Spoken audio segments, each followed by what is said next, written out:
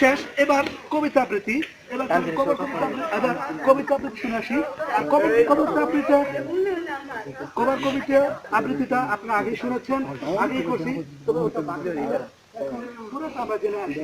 ঠিক আছে, পুরোটা কবিতা আমরা যারা ইন্টারে পড়েছি তারা এটা জানেন। আমি একটা অনুষ্ঠানে গিয়েছিলাম, ওই অনুষ্ঠানের মধ্যে কবিতা আবৃত্তি করছিল ভিন্ন উপায়ে।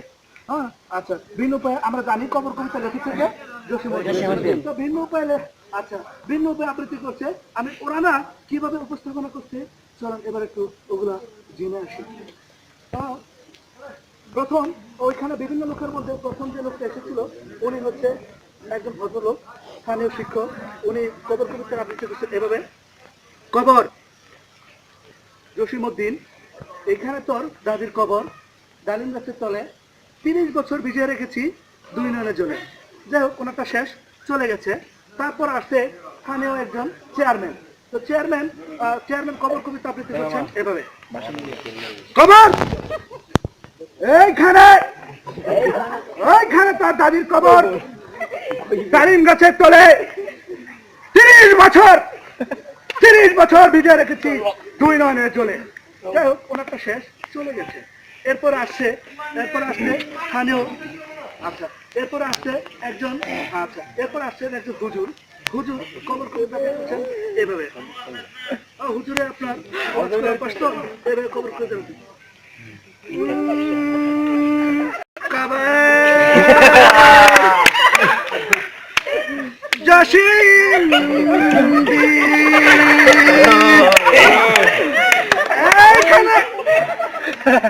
এইখানে তোর দাদির কবর, ডালিম গাছের তলে 30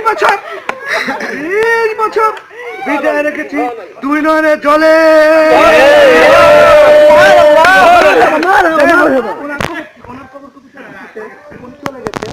চলে যাওয়ার পরে আছে একজন নতুন অতিথি করছে।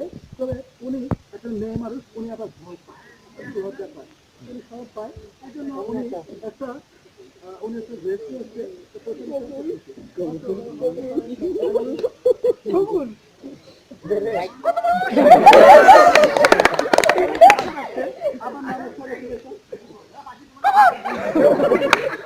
আবার চলে যায়, আবার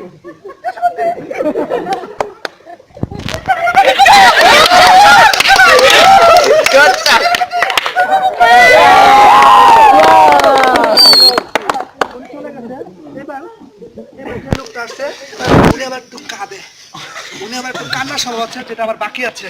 উনি আবার একটু উনি একটু বেশি কাঁদে, যেটা আমার প্রচুর কাঁদে।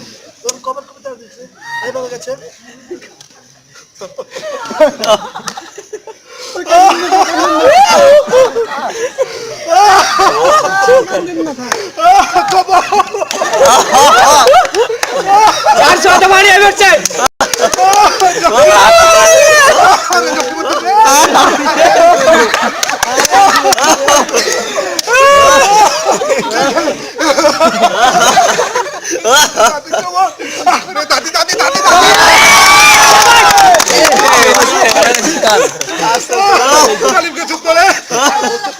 চলে গেছে, এত পরিমাণ কাছে আর বলতে করতে পারি না।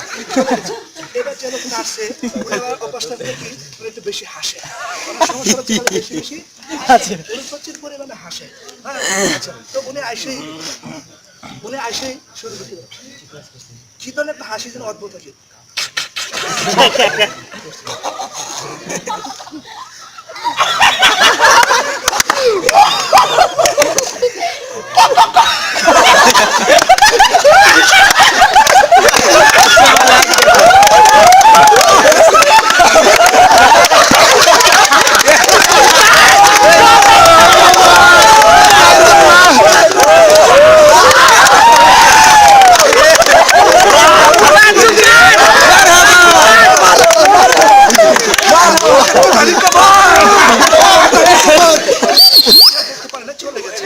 এখানেই কবিতার মিশন শেষ হয়েছে।